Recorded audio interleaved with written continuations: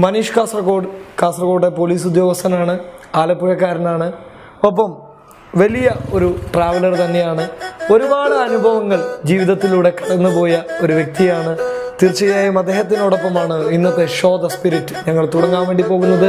അദ്ദേഹത്തിൻ്റെ ഒരു യാത്രാ അനുഭവങ്ങൾ എന്നെ പോലെ തന്നെ നിങ്ങളും ആസ്വദിക്കുക, കടന്നു പോവാം.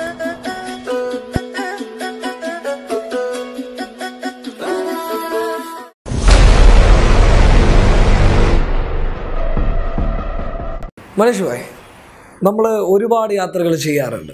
സ്വാഭാവികമായിട്ട് പല യാത്രകൾ ചെയ്യാറുണ്ട്. നമ്മൾ എന്തൊക്കെ ജോലിയുടെ അതുപോലെ തന്നെ ബിസിനസ്സിൻ്റെ ഒക്കെ ആയിട്ട് യാത്ര ചെയ്യാറുണ്ട്. പക്ഷെ അതിലൊക്കെ നമുക്ക് ഒരു വ്യക്തമായിട്ടൊരു ലക്ഷ്യത്തോടു കൂടിയാണ് പോകുന്നത്. വ്യക്തമായിട്ടുള്ള ഒരു ടെൻഷനും കൊണ്ടാണ് പോകുന്നത്. എന്ത് പറ്റും, എന്ത് ചെയ്യും, ഞാൻ അവിടെ പോയിട്ട് അത് ശരിയാവുമോ, അതല്ലെങ്കിൽ എൻ്റെ ഫയൽ ഇന്നാൾ വാങ്ങുമോ, ചിലപ്പോൾ എനിക്ക് ആ ജോബ് കിട്ടുമോ എന്നൊക്കെയുള്ള ഒരു ലക്ഷ്യത്തിൻ്റെ പേരിലാണ് പോകുന്നത്. പക്ഷേ നമ്മളൊരു ഫ്രീഡത്തോടു കൂടി സ്വതന്ത്രമായിട്ട് ഒരു യാത്ര എടുക്കുമ്പോൾ അതൊരു വല്ലാത്തൊരു രസം തന്നെയാണ്. അത് വല്ലാത്ത രീതിയിൽ ആസ്വദിക്കാൻ പറ്റുന്നതാണ്. എന്ത് പറയുന്നു അങ്ങനെയുള്ള ഒരു യാത്രയെ കുറിച്ചിട്ട്? ഇപ്പോൾ യാത്രയെ പറ്റി പറഞ്ഞല്ലോ, ഇപ്പോൾ നമുക്ക് വീട്ടിലെ ആവശ്യങ്ങൾക്ക് വേണ്ടിയിട്ട് യാത്ര ചെയ്യാം, ഒഫീഷ്യൽ ട്രിപ്പുകൾ, അതിനൊക്കെ ഈ പറഞ്ഞ ഓരോരോ ടാർഗറ്റ് ഉണ്ട്, ലിമിറ്റേഷൻസ് ഉണ്ട്. ആ ഒരു യാത്രയിൽ നമുക്ക് എല്ലാ കാര്യങ്ങളും ആസ്വദിക്കണമെന്നില്ല. ടെൻഷൻ കൊണ്ട് തന്നെ ടെൻഷൻ്റെ പുറത്ത് ടെൻഷനുമായിട്ടായിരിക്കും യാത്ര ചെയ്യുക. പക്ഷേ എന്നെ സംബന്ധിച്ചിടത്തോളം ഞാൻ ഈ ഒരു യാത്ര തിരഞ്ഞെടുത്തത് തന്നെ ഇത്തരം ടെൻഷനുകൾക്കെല്ലാം ഒരു വിരാമം, ഒരു താൽക്കാലിക വിരാമം. പിന്നെ ജീവിതത്തിന് നമുക്ക് ഓരോ കാര്യങ്ങളും ഒരേ പ്രവൃത്തികൾ തന്നെ നമ്മൾ ചെയ്തുകൊണ്ടിരിക്കുമ്പോൾ രാവിലെ എഴുന്നേക്കുന്നു, ഓട്ടോമാറ്റിക് ഒരു റുട്ടീൻ പ്രൊസീജിയർ, അതിൽ നിന്നെല്ലാം വ്യത്യസ്തമായിട്ട് നമുക്കൊരു ട്രിപ്പ് പോകുമ്പോഴത്തേക്ക് നമ്മുടെ എനർജി ലെവൽ മാറുകയാണ്. നമ്മളിപ്പോൾ ഡെയിലി കാണുന്ന മുഖങ്ങൾ, ഡെയിലി കാണുന്ന സ്ഥലങ്ങൾ, ഡെയിലി നമുക്ക് എപ്പോഴും പരിചിതമായിട്ടുള്ള കാര്യങ്ങളിൽ നിന്നെല്ലാം വ്യത്യസ്തമായിട്ട് ഒരു കാഴ്ചയാണെങ്കിലും നമ്മുടെ അറ്റ്മോസ്ഫിയർ ആണെങ്കിലും എല്ലാ കാര്യങ്ങളും മാറുകയാണ്. അപ്പോൾ ഓട്ടോമാറ്റിക്കലി നമ്മുടെ എനർജി ലെവൽ മാറും. ഇപ്പോൾ ഓരോ കാഴ്ചയ്ക്ക് ഭംഗിയുള്ള സ്ഥലങ്ങളുണ്ടാവും, ചിലപ്പം രുചികരമായിട്ടുള്ള ഭക്ഷണമായിരിക്കും, അല്ലെങ്കിൽ പരിചയപ്പെടുന്ന പുതുതായിട്ട് ഒത്തിരി ആൾക്കാരെ പരിചയപ്പെടാൻ സാധിക്കുന്നു. അവരുടെ ഓരോരുത്തരുടെ നമുക്ക് തിരിച്ച് കിട്ടുന്ന ഒരു പ്രതികരണങ്ങൾ, അവരോട് സംസാരിക്കുമ്പോൾ കിട്ടുന്ന ഒരു അറിവ്, അത്തരം കാര്യങ്ങൾ പലതും വ്യത്യസ്തമായിട്ടുള്ള കുറേയധികം കാര്യങ്ങൾ എനിക്ക് യാത്ര കൊണ്ട് കിട്ടിയിട്ടുണ്ട്. ഇപ്പോൾ നിങ്ങൾ കന്യാകുമാരിയിൽ നിന്ന് സ്റ്റാർട്ട് ചെയ്തിട്ട് കാശ്മീരിലോട്ട്, അതെ, തെക്കേറ്റത്തിന് തുടങ്ങിയിട്ട് വടക്കേ അറ്റത്തേക്ക്. ഓക്കെ, നമുക്ക് ആ ഒരു പോയിന്റിലോട്ട് പോകാം. എങ്ങനെയായിരുന്നു അതെന്ന് പറഞ്ഞു കഴിഞ്ഞാൽ, ഇപ്പോൾ ആലപ്പുഴയിലാണ് എൻ്റെ സ്വന്തം സ്ഥലം. ആലപ്പുഴ എന്ന് പറഞ്ഞു കഴിഞ്ഞാൽ സീ ലെവലിൽ നിന്നും താഴെയാണ്. അവിടെ നിന്ന് നേരെ കന്യാകുമാരിയിൽ നിന്ന് നേരെ കാശ്മീർ.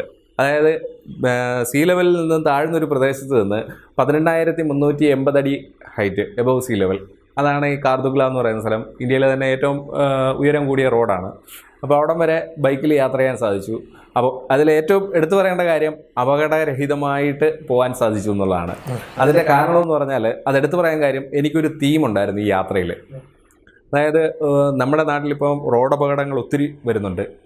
പുതിയ തലമുറയിൽപ്പെട്ടതും അല്ലാത്തതുമായിട്ട് ഒത്തിരി ആൾക്കാർ അപകടത്തിൽപ്പെട്ട് ചിലരൊക്കെ മരിച്ചു പോകുന്ന ആൾക്കാരെ നമ്മളറിയുന്നു. ബാക്കി നമ്മളറിയാത്ത ഒത്തിരി ആൾക്കാർ ശയ്യയിലായിട്ട് അപകടം കൊണ്ട് പല രീതിയിൽ വന്നിട്ട് അങ്ങനെ പോകുന്നു. അപ്പോൾ ഇതിനൊക്കെ ഞാനൊരു പോലീസ് ഉദ്യോഗസ്ഥനായതുകൊണ്ട് തന്നെ ഇതൊക്കെ നമ്മൾ അറിയുന്നു, കാണുന്നു. അപ്പോൾ ഇതിൽ നിന്നും വ്യത്യസ്തമായിട്ട് നമുക്ക് എങ്ങനെ സുരക്ഷിതമായിട്ട് വണ്ടി ഓടിക്കാം എന്ന് സ്വയം മനസ്സിലാക്കുന്നതോടൊപ്പം ഇനിയുള്ള കാലം മറ്റുള്ളവർക്ക് നമുക്കതൊരു പാഠമായിട്ട് പറഞ്ഞു കൊടുക്കാനും കൂടെ സാധിക്കും. അപ്പോൾ അതിന് വേണ്ടിയിട്ട് അതിനും കൂടെ ആയിട്ട് ആണ് ഞാൻ ഈ യാത്ര നടത്തിയത്. അപ്പോൾ എൻ്റെ തീം തന്നെ ഇത് തന്നെയായിരുന്നു. അതായത് റോഡ് സേഫ്റ്റി അവയർനെസ്. അതായത് സ്വയം പഠിക്കുന്നതോടൊപ്പം നാളെ ഉള്ള കാലം, ഇപ്പം നിങ്ങളോട് പറയുന്നത് പോലെ എനിക്ക് നാളെ മറ്റുള്ളവരോട് പറഞ്ഞു കൊടുക്കാൻ ഒരു അനുഭവം വേണമായിരുന്നു. അതും കൂടെ സമ്പാദിക്കാൻ വേണ്ടിയിട്ടാണ് ഈ യാത്ര നടത്തിയത്. അപ്പോൾ അതിൽ നിന്ന് തന്നെ ഒത്തിരി കാര്യങ്ങൾ നമുക്ക് കിട്ടുകയും ചെയ്യും. തീർച്ചയായും. ഇപ്പോൾ ഒരുപാട് കാര്യങ്ങൾ ഇങ്ങനെ പറയുമ്പോൾ നമുക്കും ഒരുപാട് കാര്യങ്ങൾ പഠിക്കാനുള്ള ഒരു രീതി, പ്രേക്ഷകർക്കും പഠിക്കാനുള്ള ഒരു രീതി. അപ്പോൾ തീർച്ചയായും കന്യാകുമാരിയിൽ നിന്ന് കാശ്മീരിലേക്ക് അങ്ങനെ പോയിക്കൊണ്ടിരിക്കുകയാണ്. കന്യാകുമാരി നേരെ അടുത്ത് പിടിച്ച എവിടെയാണ്? ബാംഗ്ലൂർ പിടിച്ചു. ബാംഗ്ലൂർ ഇങ്ങനെ കറങ്ങി നേരെ അത് കഴിഞ്ഞിട്ട് ബാംഗ്ലൂരിൽ നിന്ന് നേരെ പൂനെയിൽ നിന്ന് മുംബൈയെ കുറിച്ച് കുറച്ച് കാര്യങ്ങൾ. മുംബൈ എന്ന് പറഞ്ഞു കഴിഞ്ഞാൽ ശരിക്കും ഏറ്റവും തിരക്കേറിയ ഒരു നഗരം. അതായത് ചുരുങ്ങിയ സ്ഥലത്ത് ഒത്തിരി ആൾക്കാർ. എന്നാൽ അവിടെ വെറൈറ്റികളുടെ ഒരു വലിയ കലവറയാണ്. കാരണം എന്ന് പറഞ്ഞു കഴിഞ്ഞാൽ നമുക്ക് 50 രൂപ കൊണ്ട് ഒരു ദിവസവും കഴിച്ചു കൂട്ടുന്ന ഒരാളെ കാണാം. 5000 അതിന് മുകളിലും ചിലവാക്കുന്നത്, ലക്ഷങ്ങൾ ചിലവാക്കുന്നത്. അത് മുംബൈക്ക് മാത്രം അവകാശപ്പെടാൻ പറ്റിയ കാര്യമാണ്. മുംബൈക്ക് മാത്രം. തീർച്ചയായും എൻ്റെ ഫാദർ അതുപോലെ തന്നെ. ഡൽഹി വലിയ സിറ്റിയാണ്, പക്ഷേ ഡൽഹിയിൽ ഇത്രയും ചിലവ് കുറഞ്ഞ രീതിയിൽ ജീവിക്കുന്ന ആൾക്കാരും ചേരികളും സ്ലംസ് ഇതൊന്നും ഡൽഹിയിൽ ഇത്ര കിട്ടില്ല. ഈ ഒരു കാര്യം എൻ്റെ ഫാദർ തന്നെ പറയും. ഫാദറും എൻ്റെ ബ്രദറൊക്കെ പറയാറുണ്ട്. കാരണം അവരൊക്കെ പണ്ടേ അവിടെ ഉണ്ടായതുകൊണ്ട്. എൻ്റെ ഫാദർ എത്രയോ കാലം മുംബൈയിൽ ഉണ്ടായിട്ടുണ്ട്. അതുകൊണ്ട് ഈ ഒരു കാര്യം എപ്പോഴും എല്ലാ മുംബൈയിലുള്ള ആളുകളും പറയും. പിന്നെ ഒരു പ്രത്യേക കഥയുണ്ട്. കാസർഗോട്ടുകാർക്ക് ഒരു പ്രത്യേക ഏരിയ തന്നെ മുംബൈയിലുണ്ടായിരുന്നു. എന്നൊരു സംഭവമുണ്ട്. നിങ്ങൾ മുംബൈ കഴിഞ്ഞ് അടുത്തത് ഗുജറാത്തിലേക്കാണ് കയറിയത്. ഗുജറാത്ത് പിന്നെ അധികം കോൺസെൻട്രേറ്റ് ചെയ്തിട്ടില്ല. കാര്യം മുമ്പ് ഒരിക്കൽ ഇലക്ഷൻ ഡ്യൂട്ടിയായിട്ട് ബന്ധപ്പെട്ട് ഞാൻ അവിടെ പോയിട്ടുണ്ട് ഒരു മാസം. അപ്പോൾ അതുകൊണ്ട് ഗുജറാത്തിൽ അഹമ്മദാബാദ് മാത്രം ഒന്ന് നിന്ന സ്ഥലം അഹമ്മദാബാദ്. പലരും ഗുജറാത്തിനെ കേരളവുമായി കമ്പയർ ചെയ്യുന്നുണ്ടല്ലോ, എന്ത് തോന്നുന്നു? കമ്പയർ ചെയ്ത് കഴിഞ്ഞാൽ കേരളത്തേക്കാൾ വലിയ ഒരു സംസ്ഥാനമാണെന്ന് മാത്രമേ ഉള്ളൂ. അല്ലാതെ ഈ പറയുന്ന വലിപ്പം ഒരു വികസനവുമില്ല, അത്ര വലിയ സംഭവങ്ങളൊന്നും പറയാനില്ല. നമ്മുടെ കേരളത്തിനെ സംബന്ധിച്ച് അതിനെ കമ്പയർ ചെയ്യാനുള്ള കാഴ്ചകളൊന്നുമില്ല. കാരണം എന്ന് പറഞ്ഞാൽ അവിടെ ഇപ്പോഴും റോഡുകളിലാണെങ്കിൽ നമ്മൾ നോക്കിയാൽ വില കൂടിയ ബെൻസ് പോലുള്ള കാറുകളൊക്കെ, ബെൻസും BMW ഓടിയൊക്കെ കാറുകൾ പോകുന്ന കാണാം. പക്ഷേ അതിനോടൊപ്പം തന്നെ ഈ കാളവണ്ടിയും പോകുന്നത് കാണാം. അതുപോലെ ഈ ബുള്ളറ്റ് മോട്ടോർ സൈക്കിളിന് ബാക്കിലേക്ക് ഒരു 2 വീലൊക്കെ വെച്ചിട്ട് ഒരു റിക്ഷ പോലെ ആക്കിയിട്ട് അതിനകത്ത് 10-30 ആൾ നിറഞ്ഞു പോകുന്ന കാണാം. നമ്മുടെ നാട്ടിൽ അങ്ങനെ കാണാനില്ല. നമ്മുടെ നാട്ടിലുള്ള ആൾക്കാർ മഴയും വെയിലും കൊള്ളാതെ വൃത്തിയായിട്ട് ഓട്ടോറിക്ഷയിൽ ആണ് യാത്ര ചെയ്യുന്നത്. സൈക്കിൾ റിക്ഷ പോലും നമുക്ക് കാണാനില്ല ഇവിടെ. അപ്പോൾ സത്യം പറഞ്ഞാൽ ദൈവത്തിൻ്റെ സ്വന്തം നാട് കേരളം തന്നെയാണ്. അതിനകത്ത് യാതൊരു സംശയമില്ല. നമ്മുടെ നാട് ഒരിക്കലും കമ്പാരിസൺ പറ്റില്ല. കാര്യം എന്ന് പറഞ്ഞാൽ അത് ഈ പറഞ്ഞ പോലെ ഞാൻ കണ്ട സിറ്റികളിലൊക്കെ ഒരു പ്രത്യേകതയാണ്. ഉള്ള ആളുടെ കയ്യിൽ ഒത്തിരിയുണ്ട്, ഇല്ലാത്തവൻ്റെ കയ്യിൽ ഒന്നുമില്ല. അത് കേരളത്തെ കമ്പയർ ചെയ്ത് കഴിഞ്ഞാൽ തീർച്ചയായിട്ടും നമുക്കാണ് അതിനകത്ത് കുറേയെങ്കിലും സമത്വം എന്ന് പറയുന്നുള്ളത്. നമ്മളുടെ ആൾക്കാരൊന്നും ഇപ്പോൾ നാട്ടിലെ ഈ യാചകരെ ശ്രദ്ധിച്ചാൽ പോലും നമ്മുടെ നാട്ടുകാരുമില്ല, എല്ലാം പുറത്തുനിന്ന് വരുന്ന ആൾക്കാരാണ്. വളരെ ശരിയാണ്. അതേപോലെ മറ്റ് നാടുകളിലെന്ന് പറഞ്ഞാൽ നമ്മുടെ അവസ്ഥയല്ല. നമ്മളുടെ പോലെ ആ ഒരു ഇക്വാലിറ്റി എന്ന് പറയുന്നത് മറ്റ് സംസ്ഥാനങ്ങളെ അപേക്ഷിച്ച് കേരളം തന്നെയാണ് അതിനകത്ത് ടോപ്പ്. തീർച്ചയായും. അത് കഴിഞ്ഞു, ഗുജറാത്ത് കഴിഞ്ഞു. നെക്സ്റ്റ് രാജസ്ഥാനിലേക്കായിരുന്നു. രാജസ്ഥാനിൽ തന്നെ, രാജസ്ഥാൻ എന്ന് പറയുമ്പോൾ മനസ്സിൽ ആദ്യം ഉണ്ടായിരുന്ന മരുഭൂമി, ചൂട് കൂടിയ സ്ഥലം, ആ ഒരു കൺസെപ്റ്റോടു കൂടിയാണ് അവിടെ ചെല്ലുന്നത്. പക്ഷേ എങ്കിൽ പ്രതീക്ഷകൾക്കെല്ലാം വിപരീതമായിട്ട് ചെന്ന് കയറുമ്പോൾ തന്നെ മഴയാണ്. മഴയിലൂടെയാണ് യാത്ര ചെയ്യുന്നത്. അതുപോലെ തന്നെ നമ്മുടെ ഊട്ടി, മൂന്നാർ അതേപോലുള്ള സ്ഥലത്തോട് കമ്പയർ ചെയ്യാൻ പറ്റുന്ന അത്രയും ബ്യൂട്ടിഫുൾ ഗ്രീനറി ഉള്ള സ്ഥലങ്ങൾ രാജസ്ഥാനിലുണ്ട്. അപ്പോൾ മരുഭൂമി മാത്രമല്ല രാജസ്ഥാനിലുള്ളത്. അതോടൊപ്പം തന്നെ നമ്മളെപ്പോലെ കേരളത്തിലേതുപോലെ പച്ചയായ ഒരുപാട് സന്ദർശിക്കാൻ പറ്റുന്ന, അല്ലേ? തീർച്ചയായും ഒരുപാട് സന്ദർശിക്കാൻ പറ്റുന്ന സ്ഥലങ്ങളുണ്ട്. ട്രൈ ചെയ്യുക. അതോടൊപ്പം തന്നെ ഒരു വലിയൊരു സംഭവമാണ് കേട്ടോ. ഇത് പണ്ട് മുതലേ തന്നെ നമ്മൾ സ്കൂളിലൊക്കെ പഠിക്കുന്നതാണ്. രാജസ്ഥാൻ മരുഭൂമിയുടെ ഏരിയ ആണ്. അവിടെ ഭയങ്കര ചൂടാണ്. നമുക്ക് അങ്ങനെ പോകാൻ പറ്റില്ല. ഒരു പച്ചയായ ഒരുപാട് പ്രദേശങ്ങളുണ്ട്, ഇഷ്ടംപോലെ സ്ഥലം നമുക്ക് കാണാൻ പറ്റിയതുണ്ട് അതിനകത്ത്. പിന്നെ അവിടെ പ്രത്യേകത എന്താണെന്ന് വെച്ച് കഴിഞ്ഞാൽ അവർക്ക് മലയാളികളെ നന്നായിട്ട് അറിയാം. രാജസ്ഥാനിലുള്ള പല ആൾക്കാർക്കും മലയാളം അറിയാം. അപ്പോൾ ഇതിൻ്റെ കാര്യം എന്താണെന്ന് അന്വേഷിച്ച് വന്നപ്പം പല ആൾക്കാരും അവിടുന്ന് മാർബിളും ഗ്രാനൈറ്റും കൊണ്ട് നമ്മുടെ നാട്ടിൽ വന്ന് ജോലി ചെയ്തിട്ടുള്ള ഇവിടെ ജോലി ചെയ്തിട്ടുള്ള ടീംസാണ്. അപ്പോൾ അതുകൊണ്ട് നമ്മൾ പറയുന്ന മലയാളം ആണെങ്കിൽ പോലും അവർക്ക് അത്യാവശ്യം മനസ്സിലാവുന്നുണ്ട്. തട്ടിമുട്ടിയൊക്കെ പോകും, കുഴപ്പമില്ല. പിന്നെ അതുപോലെ തന്നെ അജ്മീർ ദർഗ പോയി. അതൊരു വളരെ പീസ്ഫുൾ ആയിട്ടുള്ളൊരു സ്ഥലമാണ്. അതൊരു സ്പിരിച്വൽ സൂഫിമാരൊക്കെ കണ്ടു. തീർച്ചയായും അത് ഒത്തിരി ഒരു പോസിറ്റീവ് എനർജി കിട്ടുന്ന സ്ഥലമാണ്. അതിനുള്ള ഭാഗ്യം ഉണ്ടായി. തീർച്ചയായും. പിന്നെ അതുപോലെ പുഷ്കർ എന്ന് പറയുന്ന സ്ഥലം, അത് വേൾഡിൽ തന്നെ ഹിന്ദു ഒരു ബ്രഹ്മാവിൻ്റെ ഒരേ ഒരു അമ്പലം എന്ന് പറയുന്ന പുഷ്കറിലാണ്. അവിടെ പോകാൻ പറ്റിയിട്ടുണ്ട്. വളരെ നൈസായിട്ടുള്ള സ്ഥലമാണ്. പീസ്ഫുൾ ഏരിയ ആണ്. പക്ഷെ ഇതിലെല്ലാം ഒരു റിസ്ക് ഉണ്ട്. ഞാൻ ആ റിസ്ക് ഉള്ള ഭാഗം തൊട്ടിട്ടില്ല. അതായത് പകൽ വെളിച്ചത്തിൽ മാത്രമേ ഞാൻ യാത്ര ചെയ്തിട്ടുള്ളൂ. രാത്രി എന്താണെന്നുള്ളത് എനിക്കറിയില്ല. കാരണം എന്ന് പറഞ്ഞാൽ അറിഞ്ഞുകൊണ്ട് റിസ്ക് എടുക്കണ്ട എന്ന് വിചാരിച്ചു. കാരണം തീർച്ചയായും അതൊരു വലിയൊരു പോസിറ്റീവ് തന്നെയാണ്. വളരെ സുഖകരമായ യാത്ര രാവിലെ തന്നെയാണ്. പിന്നെ ഇത് കഴിഞ്ഞിട്ട് നേരെ രാജസ്ഥാനിൽ നിന്ന് നേരെ ഡൽഹിയിലേക്കായിരുന്നു. ഡൽഹി അധികം സ്റ്റേ ചെയ്തില്ല, കാരണം വളരെ കൺജസ്റ്റഡ് ആയിട്ടുള്ള ട്രാഫിക്കും കാര്യങ്ങളും ഉള്ള ഒരു സ്ഥലമായതുകൊണ്ട് രാജസ്ഥാനിൽ വിട്ട് അടുത്ത ടാർഗറ്റ് പഞ്ചാബായിരുന്നു. രാജസ്ഥാൻ ഹരിയാനയും കവർ ചെയ്ത് ഒറ്റ ദിവസം കൊണ്ട് തന്നെ പഞ്ചാബിലെത്തി. രാവിലെ പഞ്ചാബ് നല്ലൊരു ശൈത്യമാണല്ലേ? തീർച്ചയായും. പഞ്ചാബ് ഞാൻ കണ്ടതിൽ ഏറ്റവും നീറ്റായിട്ടുള്ള സ്ഥലമാണ് പഞ്ചാബിൽ ആൾക്കാരാണെങ്കിലും വളരെ ഹെൽത്തി ആയിട്ടുള്ള ആൾക്കാരാണ്. അവർ ധൈര്യശാലികളാണെന്ന് നമ്മൾ കേട്ടിട്ടുണ്ട്. കേട്ടതുപോലെ തന്നെ അവരുടെ പ്രവൃത്തികളും അങ്ങനെയൊക്കെ തന്നെയായിരുന്നു. കണ്ടിരുന്നു എന്തെങ്കിലും ഒരു കാര്യം? ഒത്തിരി ആൾക്കാരെ കണ്ടു. അവർക്ക് ഹെൽപ്പിംഗ് മെന്റാലിറ്റി ആണെങ്കിൽ നമ്മളിപ്പോൾ ഒരു സ്ഥലത്ത് ചെന്നിട്ട് ഒരു വഴി ചോദിച്ചാൽ നമ്മളോട് പറഞ്ഞു തരുന്നത് രീതി കാര്യങ്ങൾ. ഞാൻ ചെന്ന് ചോദിക്കുമ്പോഴത്തേക്ക് പല ആൾക്കാർ പല രീതിയിലാണ് റെസ്പോണ്ട് ചെയ്യുന്നത്. അപ്പോൾ ഞാൻ ഒരാളോട് വഴി ചോദിക്കുന്നത്, ഒരു ഭാരം വണ്ടി വലിച്ചുകൊണ്ട് ഒരാൾ പോകുന്നുണ്ടായി. അയാൾ കേട്ടിട്ട് അതൊരു കയറ്റത്താണ്, ആ വണ്ടി അവിടെ ഹോൾഡ് ചെയ്ത് നിന്നിട്ട് അയാൾ എനിക്ക് അവിടെ നിന്നുകൊണ്ട് വഴി പറഞ്ഞു തന്നു. കാര്യം അത്രയും ഹെൽത്തി ആയിട്ടുള്ള ഒരു ആളാണ്. അതിനപ്പുറം അയാൾക്ക് നല്ലൊരു മൈൻഡും കൂടെ ഉള്ളതുകൊണ്ടാണ് അയാളോടല്ല ഞാൻ ചോദിച്ചത്, എന്നിട്ടും വഴി പറഞ്ഞു തന്നത്. ഇങ്ങനെ വിലയിരുത്താം നമുക്ക് പഞ്ചാബികളെ ഞാൻ പറഞ്ഞില്ലേ, ഇത് ഈ പറഞ്ഞ എന്തുകൊണ്ടും ആരോഗ്യപരമായിട്ട് അവര് വളരെ തീർച്ചയായും സൈസാണ്. അവര് ഹൈറ്റ് കൂടുതലുണ്ട്, സൈസാണെങ്കിലും നമ്മളെക്കാൾ ഹെൽത്തി ആയിട്ടുള്ള ആൾക്കാരാണ്. പൊതുവെ അവർക്ക് ദേഷ്യപ്പെടുന്നു പറയുന്നുണ്ടല്ലോ, പെട്ടെന്ന് ചൂടാവുന്നു, അതല്ലെങ്കിൽ എനിക്ക് അങ്ങനെ ഒരു അനുഭവം ഒരു ഫീലിംഗ് കിട്ടിയില്ല. കാരണം ഞാൻ ഒന്നാമത്തെ കാര്യം, പഞ്ചാബികൾക്ക് ബുള്ളറ്റ് എന്ന് പറയുന്നത് ഒരു വികാരമാണ്. തീർച്ചയായും ഇന്ത്യയിലെ തന്നെ ഏറ്റവും കൂടുതൽ ബുള്ളറ്റ്, അത്രയും ബുള്ളറ്റിനോട് ജീവിതത്തിന്റെ ഭാഗമായിട്ട് കൊണ്ടു നടക്കുന്ന ആൾക്കാരെ കാണാൻ പറ്റിയ പഞ്ചാബിൽ മാത്രമാണ്. അവരിതേപോലെ ഞാൻ ഒറ്റയ്ക്കാണ് പഞ്ചാബിലെ ഈ സർവീസിങ്ങിനായിട്ട് ചെന്നത് വണ്ടി. അവിടെ ചെന്നപ്പോഴത്തേക്ക് അവർക്ക് അത്ഭുതം. അവർക്കത്ര ഗ്രൂപ്പായിട്ട് വരുന്ന ആൾക്കാരെ കണ്ടിട്ടുണ്ട്. ഒറ്റയ്ക്ക് ഒരാൾ ചെന്ന് വണ്ടി സർവീസിങ്ങിന് വന്നതാണെന്ന് പറഞ്ഞപ്പോഴത്തേക്ക് എനിക്ക് ക്യൂ നിൽക്കേണ്ട, ബാക്കിയുള്ള കാര്യങ്ങളൊന്നുമില്ല. അവർ നമുക്ക് ഷോറൂമിൽ നിന്ന് മറ്റ് ഇവിടെയൊക്കെ ആണെന്നുണ്ടെങ്കിൽ ചെന്ന് കഴിഞ്ഞാൽ വേണേ വെച്ചിട്ട് ഓടാന്നുള്ള ലൈനാണ്. ബുള്ളറ്റ് എന്ന് പറഞ്ഞാൽ ഇപ്പം കാക്കയേക്കാൾ കൂടുതൽ കേരളത്തിൽ. അപ്പോൾ അതുകൊണ്ട് തന്നെ ഷോറൂമിലുള്ള ആൾക്കാർക്ക് അങ്ങനെ ഒരു മനോഭാവം ഉണ്ട് നമ്മുടെ നാട്ടിൽ. പക്ഷെ അവിടെ അങ്ങനെയല്ല. നമ്മളവിടെ ചെല്ലുമ്പോഴത്തേക്ക് അവർ ഭക്ഷണം കൂടെ തന്ന് ആണ് വിട്ടത്. അത്രയും കെയർ ആയിരുന്നു. പഞ്ചാബികളെ സംബന്ധിച്ചിടത്തോളം ബുള്ളറ്റ് അവരുടെ ജീവിതത്തിന്റെ ഭാഗമാണ്.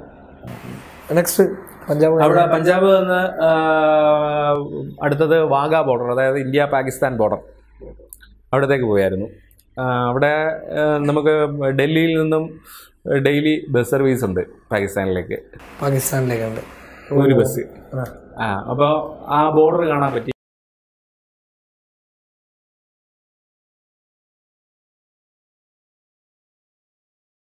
സോൻമാർഗ് എന്ന് പറയുന്ന സ്ഥലത്തുനിന്ന് രാവിലെ പുറപ്പെട്ട് നേരെ ഒറ്റ ദിവസം കൊണ്ട് തന്നെ പഞ്ചാബിലേക്ക് എത്തി.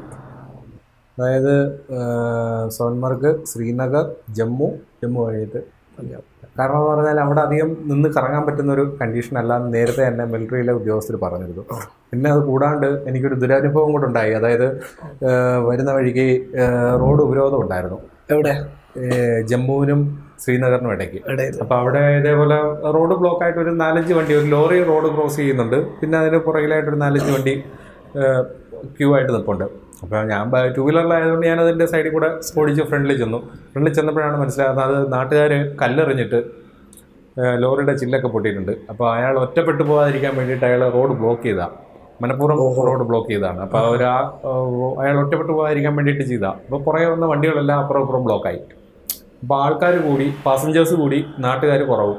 അങ്ങനെ വന്നപ്പോൾ അടിയായി, ബഹളമായി, നാട്ടുകാരെ പാസഞ്ചേഴ്സ് അടിച്ചു. അങ്ങനെ തമ്മിലടി ബഹളമൊക്കെ. ഞാനിതെല്ലാം കണ്ടിട്ട് സൈഡിലേക്ക് മാറി നിന്ന്. കുറേ ആൾക്കാരുണ്ട്, അത് ഫാമിലി ആയിട്ട് വന്ന ആൾക്കാരുണ്ട്, പിന്നെ അല്ലാത്ത ബസ്സിൽ വന്നവരുണ്ട്. അപ്പോൾ അതെല്ലാം കൂടെ തമ്മിൽ അടിയും ബഹളമൊക്കെ ആയി കഴിഞ്ഞപ്പോഴത്തേക്ക് നമുക്ക് ഒരു സുഖകരമായിട്ടുള്ളൊരു അവസ്ഥയല്ല. അപ്പോൾ നമുക്ക് ഇതിനകത്ത് നല്ലതും ചീത്തയും പറയാൻ പറ്റാത്തൊരു സാഹചര്യം. സൈഡിൽ മാറിയിരുന്നു. അതിനിടയ്ക്ക് ഒരാൾ വന്നിട്ട് വണ്ടിയുടെ ചാവി എടുത്തുകൊണ്ട് പോയി. എൻ്റെ വണ്ടിയുടെ ചാവി. അപ്പം എൻ്റെ ഈ സ്പെയർ ചാവി ഇരിപ്പുണ്ട്. പക്ഷേ എന്നാലും അവിടുന്ന് അവരെ ധിക്കരിച്ചെടുത്തോണ്ട് പോയി കഴിഞ്ഞാൽ ചിലപ്പോൾ അടുത്ത സ്പോട്ടിൽ അവർ പിടിച്ചു. അപ്പോൾ ഞാനവിടെ വെയിറ്റ് ചെയ്തു, അല്ലാതെ ഇപ്പം എന്ത് ചെയ്യാൻ പറ്റും? അപ്പോൾ അങ്ങനെ എന്തായാലും നേരെ വെയിറ്റ് ചെയ്യാൻ കാര്യം വേറെണ്ണം മിലിറ്ററി ഉദ്യോഗസ്ഥർ നേരത്തെ തന്നെ പറഞ്ഞിട്ടുണ്ട്, പേടിക്കണ്ട, എവിടെ ഹൈവേ സൈഡിൽ എവിടെയാണെന്ന് പറഞ്ഞാലും 5-10 മിനിറ്റ് ഗ്യാപ്പിൽ മിലിറ്ററിയുടെ വണ്ടി കോൺവോയ് ആയിട്ട് ഇങ്ങനെ വന്നുകൊണ്ടേയിരിക്കും. 10-15 വണ്ടി ഒരുമിച്ച് വന്നുകൊണ്ടിരിക്കും. അപ്പോൾ അത് എൻ്റെ മനസ്സിലുണ്ട്. അതുകൊണ്ട് തന്നെ ഞാനവിടെ സൈഡിൽ ആരോടും പ്രതികരിക്കാതെ നിന്നു, ആരുടെയും പക്ഷം ചേരാതെ നിന്നു. ഇപ്പോൾ മിലിറ്ററിയുടെ വാഹനം വന്നു കഴിയുമ്പോഴത്തേക്ക് അവരോട് ഇത് പറഞ്ഞത് ഞാനൊക്കെ എൻ്റെ വണ്ടിയുടെ ചാവി എടുത്തിട്ട് പോയതാണെന്ന് പറഞ്ഞു. പിന്നെ അവരത് ചാവി തിരിച്ച് വാങ്ങിച്ചു തന്നു. മിലിറ്ററിക്കാരാണെങ്കിലും ഒരു കയ്യിൽ തോക്ക് ഒരു കയ്യിൽ വടി, തോക്ക് ഒരു കയ്യിലിരിക്കും വലതേ കയ്യിൽ വടി, അതിനെ അടിച്ചു ഓടിക്കുക ചെയ്യുക. ചാവി വാങ്ങി തന്നു. അതിനുശേഷം പിന്നെ അവരുടെ കൂടെ ഒരു 10-15 കിലോമീറ്റർ യാത്ര ചെയ്യാൻ പറ്റി.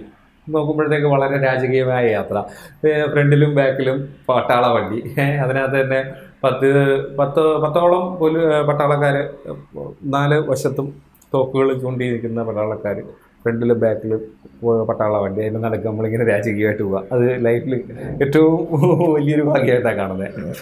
നല്ലൊരു യാത്രയായിരുന്നു. പിന്നെ അതിനുശേഷം നേരെ പിന്നെ നേപ്പാൾ കയറിയായിരുന്നു. ഹരിദ്വാർ, ഋഷികേശ്, ഉത്തരാഖണ്ഡ് വഴി നേരെ നേപ്പാളിൽ കയറി. നേപ്പാളിൽ നിന്ന് തിരിച്ച് UP-യിലേക്കാണ് ഇറങ്ങിയത്. ഗോരഖ്പൂർ, നമുക്ക് ഈ ശിശുമരണവും കാര്യങ്ങളൊക്കെ ഉണ്ടായ സ്ഥലമില്ലേ UP-യുടെ സിറ്റുവേഷൻ എന്താണ്? UP-യും ഈ പറഞ്ഞ പോലെ നമ്മൾ കേട്ടറിയുന്ന UP അല്ല. അവിടെ നേരിട്ട് കാണുമ്പോൾ അവിടെയും പറഞ്ഞ പോലെ എന്താ അത്ര ഡെവലപ്ഡ് ആയിട്ടുള്ള ഒരു സിറ്റുവേഷൻ ഒന്നും പറയാനില്ല. ഇപ്പോൾ ഒരു പക്ഷേ ഞാൻ പോയ സ്ഥലങ്ങളിലെ ഇതാണോന്ന് അറിയില്ല. എന്തായാലും ഞാൻ കണ്ടെടുത്ത് ഈ പറഞ്ഞ പോലെ കഷ്ടപ്പെട്ട് ജീവിക്കുന്ന ആൾക്കാരാണ് കൂടുതലും UP-യിൽ. അത്ര ഡെവലപ്ഡ് ആയിട്ടുള്ള ഒരു കൾച്ചറോ കാര്യങ്ങളോ ഒന്നും അവിടെ കാണാനില്ല. പ്രാഥമിക സൗകര്യങ്ങൾ വളരെ കുറവാണ്. അങ്ങനെ ആ ഒരു ശുഭകരമായ രീതിയിൽ യാത്ര ചെയ്തു. ഇതിനകത്ത് പ്രത്യേകിച്ച് പറയാനുള്ള കാര്യം എന്ന് പറഞ്ഞാൽ എനിക്ക് കുറേ ഭാഗ്യം കൊണ്ട്, അതുകൊണ്ട് തന്നെ കുറേയധികം റയറായിട്ടുള്ള കാഴ്ചകൾ കിട്ടി. പിന്നെ അപകടം ദൈവസഹായം കൊണ്ട് ഒരു വിധ അപകടം ഉണ്ടായിട്ടില്ല. പിന്നെ നമ്മൾക്ക് വണ്ടി ജീവനില്ലാത്ത പല ആൾക്കാരും പറയും വണ്ടി എന്ന് പറയുന്ന ഒരു മെഷീൻ മാത്രമാണെന്ന് പറയും. പക്ഷേ എന്നെ സംബന്ധിച്ചിടത്തോളം അങ്ങനെയല്ല. ഞാൻ രാവിലെ എഴുന്നേറ്റ് നമ്മൾ പല്ല് തേക്കുന്ന കൂട്ടത്തിൽ ഒരു കഷ്ണം തുണി കൊണ്ട് വണ്ടി കൂടെ തുറച്ചിട്ടേ എഴുതത്തുള്ളൂ പല്ല് തേച്ച് കഴിഞ്ഞാൽ. അതേപോലെ കൊണ്ടു നടക്കുന്നത്. അപ്പോൾ ആ ഒരു ഇത് എനിക്ക് ഈ യാത്രയിൽ കിട്ടിയിട്ടുണ്ടെന്ന് വേണം പറയാൻ. കാരണം എനിക്ക് ആകെ ബുദ്ധിമുട്ടുണ്ടായത് വഴിയിൽ വെച്ച് കിട്ടിയത് ഒരു ആക്സിലേറ്റർ കേബിൾ പൊട്ടിയിട്ടുണ്ട്. അതല്ലാണ്ട് ഈ വണ്ടിയെ കൊണ്ട് എനിക്കൊരു ബുദ്ധിമുട്ടും ഉണ്ടായിട്ടില്ല. അതും പൊട്ടാൻ കാരണം വഴിയിൽ വണ്ടി പാർക്ക് ചെയ്തിരുന്ന സ്ഥലത്ത് വെച്ചിട്ട് കുട്ടികളാരോ പിടിച്ച് തിരിച്ച് അത് ടൈറ്റ് ചെയ്ത് വെച്ചിട്ടുണ്ടായി. അതിൻ്റെ കൊണ്ട് പറ്റിയതാണ്. അതല്ലാണ്ട് വേറെ വണ്ടിയായിട്ടൊരു പഞ്ചർ പോലും എനിക്കുണ്ടായിട്ടില്ല. സത്യം പറഞ്ഞാൽ വണ്ടിയെ നമ്മൾ എത്രത്തോളം കെയർ ചെയ്യുന്നുണ്ട് അത് തിരിച്ചു കാണിക്കും. പിന്നെ പുതുതായിട്ട് യാത്ര പോകാൻ ആഗ്രഹിക്കുന്ന ആൾക്കാരോട് പറയാനുള്ള 1-2 കാര്യങ്ങളുണ്ട്. അപ്പോൾ അതെന്താണ് സംഭവം എന്ന് വെച്ച് കഴിഞ്ഞാൽ, ഒന്നാമത്തെ കാര്യം, നമ്മൾ ഉപയോഗിക്കുന്ന വണ്ടിയുടെ കുറവുകളും കഴിവുകളും നമ്മൾ വ്യക്തമായിട്ട് മനസ്സിലാക്കിയിരിക്കണം. അതായത് എത്ര വേഗതയിൽ പോകാം, എത്ര സ്പീഡിൽ പോയിട്ട് ബ്രേക്ക് ചെയ്താൽ എത്ര ദൂരത്തിൽ അത് നിൽക്കും, ബ്രേക്കിംഗ് ഡിസ്റ്റൻസ് അതെത്ര കിട്ടും. പിന്നെ അതുപോലെ തന്നെ നമുക്ക് പാലിക്കേണ്ട കുറേ മര്യാദകളുണ്ട്. ഇപ്പം നമ്മുടെ ഭാഗത്താണ് ശരി എങ്കിൽ പോലും മറ്റൊരു നാട്ടിൽ ചെന്നിട്ട് നമ്മൾ തർക്കിക്കാൻ പോയാൽ നമ്മളുടെ സമയം പോവും, ആരോഗ്യവും മറ്റ് പ്രശ്നങ്ങളൊക്കെ ഉണ്ടാകും. അപ്പോൾ അത്തരം കാര്യങ്ങൾ ഒഴിവാക്കുക. പിന്നെ ഏർലി മോർണിംഗ് ആണ് ശരിക്കും 2 വീലറിൽ റൈഡ് ചെയ്യാൻ പറ്റിയ അന്തരീക്ഷം. കാരണം ഒരു 11 മണി കഴിയുമ്പോൾ തൊട്ട് ചൂട് കൂടും. അപ്പോൾ മാക്സിമം രാവിലെ എഴുന്നേറ്റ് ഒരു 5:30-6 മണിക്കുള്ളിൽ യാത്ര തുടങ്ങുകയാണെങ്കിൽ നമുക്ക് ഒരു നല്ല ദൂരം കവർ ചെയ്യാൻ പറ്റും. അതുപോലെ തന്നെ ഒരു ടാർഗറ്റ് വെച്ച് വണ്ടി ഓടിക്കുകയും ചെയ്തു. എനിക്ക് ഇന്ന് അവിടെ ചെന്നേ പറ്റുമെന്ന് പറഞ്ഞിട്ട് ഓടിച്ചു കഴിഞ്ഞാൽ നമുക്കത് ടെൻഷനാണ്. അങ്ങനെയുള്ള ടെൻഷൻ എടുക്കരുത്. പകരം റിലാക്സ്ഡ് ആയിട്ടായിരിക്കണം 2 വീലർ ഓടിക്കാൻ. പിന്നെ രണ്ടാമത്തെ കാര്യം, പിന്നെ മറ്റൊരു കാര്യം എന്ന് പറഞ്ഞാൽ, നമ്മൾ ഈ ഓടിക്കുന്ന വണ്ടിയുടെ അത്യാവശ്യ മെക്കാനിസം, ഒരു ഫ്യൂസ് പോയാൽ മാറ്റിയിടാൻ, അല്ലെങ്കിൽ ഒരു പ്ലഗ് മാറ്റിയിടാൻ, അല്ലെങ്കിൽ വണ്ടി ഓട്ടത്തിൽ നിന്ന് പോയാൽ അത്യാവശ്യം ഒന്ന് ആരെങ്കിലും ഒരു മെക്കാനിക്കിനെ വിളിച്ച് ചോദിച്ചാൽ അവർ പറയുന്നത് കേട്ടിട്ട് അതൊന്ന് ചെക്ക് ചെയ്യാനുള്ള അറിവ്, അതൊന്നും ഉണ്ടാക്കി വെച്ചിട്ട് വേണം ഒരു വണ്ടിയായിട്ട് പോകാൻ. അതുപോലെ ഒരു പുതിയ വണ്ടി വാങ്ങിയിട്ട് ഒരാഴ്ച പോലും ആകാത്ത വണ്ടി കൊണ്ട് പോകുന്ന ആൾക്കാരുണ്ട്. പക്ഷെ ശരിക്കും എൻ്റെ അഭിപ്രായത്തിൽ അതിനേക്കാളും നല്ലത് അതൊന്ന് ഓടിച്ച് കുറച്ച് ആ വണ്ടിയായിട്ടൊന്ന് പൊരുത്തപ്പെട്ടതിന് ശേഷം പോകുന്നതായിരിക്കും ബെറ്റർ. ഗുഡ്. അപ്പോൾ പിന്നെ മെഡിസിൻസ്, അത്യാവശ്യം മെഡിസിൻസും പിന്നെ വണ്ടിയുടെ സ്പെയർ പാർട്സ്, ഈ വക സാധനങ്ങൾ കയ്യിൽ കരുതുന്നതും നല്ലതാണ്. അങ്ങനെയൊക്കെ ആണെങ്കിൽ യാത്ര മനോഹരമായിരിക്കും. അപ്പോൾ തീർച്ചയായും നമുക്ക് ഫൈനലോട്ടിലേക്ക് എത്താം. തീർച്ചയായും ഇദ്ദേഹത്തിൻ്റെ യാത്രാനുഭവങ്ങൾ നമ്മൾ അറിഞ്ഞു. ഒരുപാട് നിർദ്ദേശങ്ങൾ നമ്മുടെ യുവാക്കളാണെന്നുണ്ടെങ്കിൽ വളരെ എല്ലാ കാര്യത്തിലും ഒരു എടുത്തുചാട്ടമാണ്. അപ്പോൾ പെട്ടെന്ന് വണ്ടി കിട്ടിയ ട്രിപ്പ് ചെയ്യാം, മണാലി പോവാം എന്നൊക്കെ പറയുന്ന യുവാക്കൾ ഒരുപാട് കാര്യങ്ങൾ ഇദ്ദേഹത്തിൽ നിന്ന് അറിയാൻ വേണ്ടിയിട്ട് സാധിക്കുന്നുണ്ട്. ഒരുപാട് നല്ല അറിവുകൾ അറിയാൻ വേണ്ടി സാധിച്ചു. എന്നിരുന്നാലും പബ്ലിക് കേരള.in നന്ദി ഇദ്ദേഹത്തിനോട് അറിയിക്കുന്നതോടൊപ്പം തന്നെ ഇദ്ദേഹം പറഞ്ഞ ഉപദേശങ്ങൾ ഈ എന്താ പറയുന്ന പുതിയ തലമുറയിലെ യുവാക്കൾ എന്നല്ല എല്ലാ ആളുകളും അത് ഉൾക്കൊള്ളാൻ വേണ്ടി ശ്രമിക്കുക. നന്ദി. ഷോ ദ സ്പിരിറ്റ് കണ്ട എല്ലാവർക്കും പബ്ലിക് കേരള.in നന്ദിയാണ്. നമസ്കാരം.